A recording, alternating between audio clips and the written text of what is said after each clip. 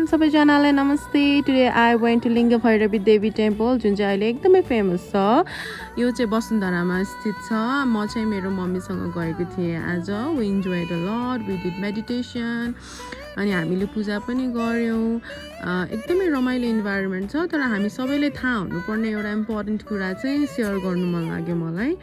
मन्दिरको टाइमिङले गर्दाखेरि चाहिँ पहिलो डोरी बाल्ने बेलामा मन्दिरको ढोका बन्द भयो भने अर्थ हुँदैन भन्ने चाहिँ विश्वास रहेछ त्यसैले 12:40 को आरती सकेपछि धेरै टाइम बाँकी हुँदैन सबैजनाले चाहिँ यो टाइमिङ ख्याल गरेर